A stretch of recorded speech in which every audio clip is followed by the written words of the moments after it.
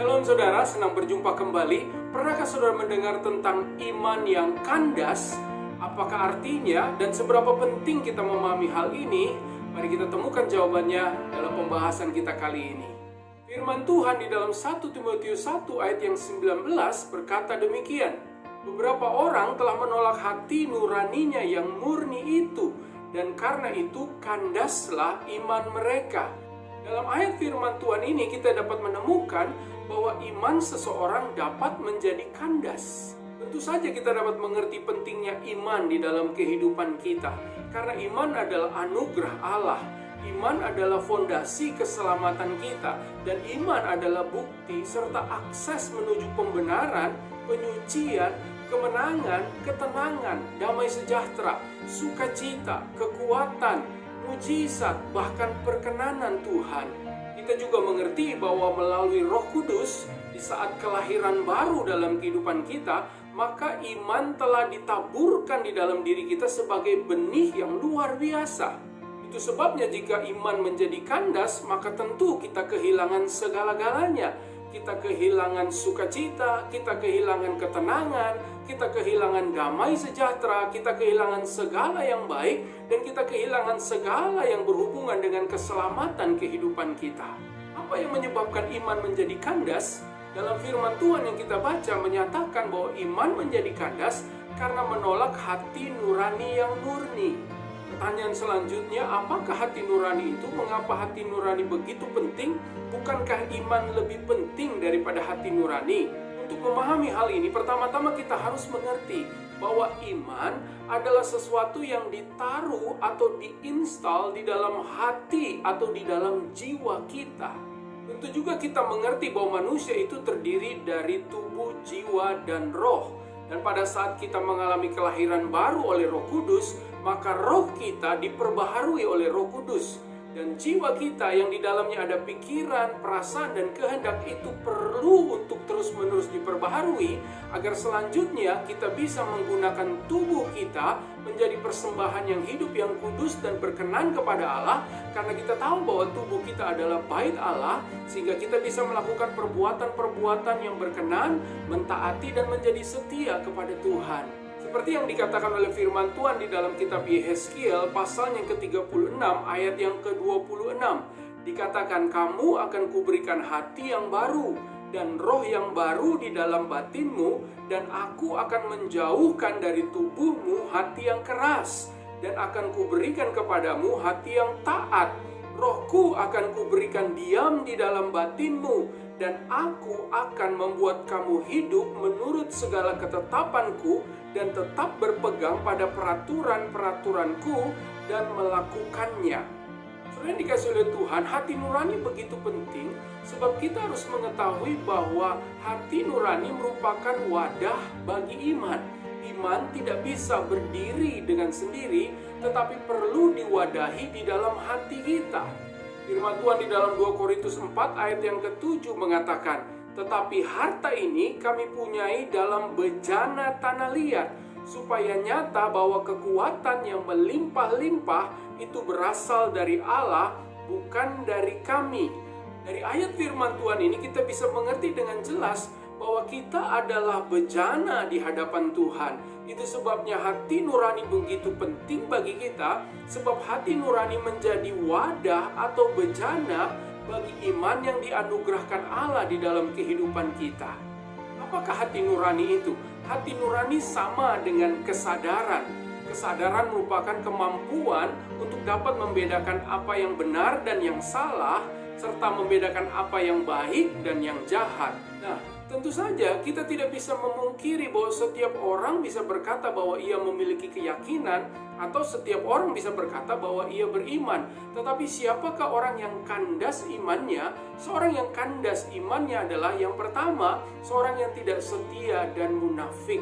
Sebagai contoh di dalam Alkitab kita bisa belajar dari kehidupan seseorang, yaitu Daud.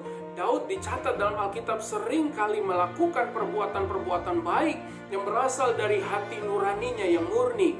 Ia pernah mendapatkan kesempatan untuk membunuh Saul, tetapi ia berkata, aku tidak akan pernah menjamah orang yang diurapi oleh Tuhan. Itu tandanya bahwa ia menggunakan hati nurani yang murni untuk melakukan perbuatan yang baik yang berkenan kepada Tuhan. Tetapi Alkitab juga mencatat bahwa Daud pernah melakukan perbuatan yang jahat ketika ia mengabaikan hati nurani yang murni, yaitu pada saat ia mengambil Batsheba dan merancangkan kejahatan, yaitu kematian suaminya. Ini merupakan bukti bahwa ia mengabaikan hati nurani yang murni dan akhirnya membuahkan perbuatan yang jahat dan tidak berkenan di hadapan Tuhan. Yang kedua adalah seorang yang melakukan aktivitas-aktivitas agama tetapi tidak memiliki kasih kepada Allah dan kasih kepada manusia secara nyata. Tuhan Yesus pernah memberikan perumpamaan, yaitu perumpamaan tentang orang Samaria yang baik hati, dan ini merupakan teguran kepada ahli Taurat dan orang Farisi yang sibuk dengan aktivitas-aktivitas agama tetapi tidak memiliki kepedulian dan kasih kepada manusia secara nyata sebagai bentuk kasih kepada Allah. Nah, saudara-saudara yang dikasihi oleh Tuhan, kita harus berhati-hati. Tentu kita harus memisahkan antara kekristenan dan agama, sebab kekristenan adalah berbicara tentang hubungan kasih kepada Allah dan kasih kepada manusia. Agama bisa menjadi jerat, agama bisa menjadi jebakan di dalam kehidupan kita, karena kita bisa mengatasnamakan agama dan mengabaikan hati nurani yang murni dan melakukan hal-hal yang munafik, hal-hal yang jahat di hadapan Tuhan dan manusia. Yang ketiga adalah seorang yang selalu memiliki motivasi untuk mengambil keuntungan bagi dirinya sendiri. Ini merupakan orang yang oportunis yang selalu menggunakan segala kesempatan dengan berbagai cara halal haram yang penting hajar untuk mengambil keuntungan sebanyak-banyaknya bagi dirinya sendiri. Ini merupakan gambaran seorang yang dipengaruhi dengan tawaran dunia dan dosa. Ini merupakan gambaran tentang seorang yang memiliki ambisi dan keangkuhan hidup. Dan tentu ini merupakan gambaran seseorang yang memiliki iman katanya, tetapi menaruh keyakinannya hanya pada uang, pada kekayaan, dan pada hal-hal materi lainnya.